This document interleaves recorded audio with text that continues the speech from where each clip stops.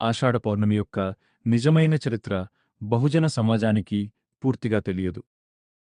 బుద్ధుని జీవితంలో పౌర్ణమికి ప్రత్యేక ప్రాముఖ్యత ఉంది. నిజానికి బుద్ధుని సహవాసం, ఉనికి యొక్క ప్రతిక్షణం మానవాళి సంక్షేమానికే కాని పౌర్ణమికి ప్రత్యేక ప్రాధాన్యం ఉంది. ఆషాఢ పౌర్ణమిని ఈరోజు గురు పౌర్ణమిగా జరుపుకుంటారు. బౌద్ధ గ్రంథాల ప్రకారం గౌతమ బుద్ధుడు సారనాథ్ చేరుకుని ఆషాఢ పౌర్ణమి రోజున తన మొదటి 5 శిష్యులకు మొదటి ఉపదేశం విద్యను ఇచ్చారు. ఆ రోజు ఈరోజే. దీనిని ధమ్మచక్ర ప్రవర్తన, ధర్మచక్ర ప్రవర్తన అని అంటారు. బౌద్ధ సంప్రదాయంలో ఆషాఢ పౌర్ణమి నుండి వర్షావాసం ప్రారంభమై ఆశ్విన పౌర్ణమితో ముగుస్తుంది. ఈ వర్షావాసం 4 నెలల పాటు ఉంటుంది. అందుకే దీనిని చాతుర్మాసమని కూడా అంటారు. ఆషాఢ పౌర్ణమికి ఇంకో ప్రత్యేకత కూడా ఉంది. అర్హత్ వినేధర భంతే ఉపాలి వినయపిటక నిర్మాత వారి జన్మదినం. అప్ప దీపో భవ అనే సూత్రంతో బుద్ధుడు కథిత బ్రాహ్మణుల శిష్య సంప్రదాయాన్ని తిరస్కరించారు. బుద్ధుని ఈ సిద్ధాంతంపై బహుజన సంతులు కూడా ఈ బ్రాహ్మణ గురు శిష్య సంప్రదాయాన్ని తిరస్కరించారు.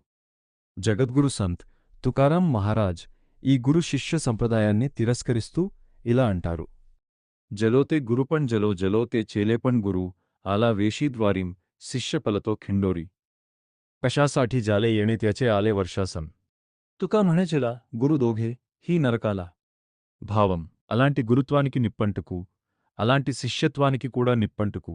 గురువు గుమ్మం దగ్గరికి వస్తే శిష్యుడు వెనక సందులో నుండి పారిపోతాడు. గురువు ఎంకు వచ్చాడు అంటే అతని వార్షిక భత్యం అడగడానికి వచ్చాడు తుగా అంటాడు. అలాంటి గురువు మరియు శిష్యుడు ఇద్దరూ నరకానికి పోతారా? పిండం రొట్టెపై జీవనోపాధి కోసం కొందరు గురువు అవుతారు. అదేవిధంగా కేవలం సంప్రదాయం అలా ఉంది కాబట్టి దాని లేకుండా ఉద్ధారం ఉండదు అనే భావనతో కొందరు శిష్యులు అవుతారు. జ్ఞానాన్ని ఇవ్వడం తీసుకోవడం పట్ల తపన లేదు, కాని కేవలం గురు శిష్య సంప్రదాయ లంఛనం కోసం కొందరు గురు శిష్యులు అవుతారు. అలాంటి పాఖండి గురు శిష్యులకు నిప్పంటుకు అని సంత్ తుకారాం మహారాజ్ అంటారు.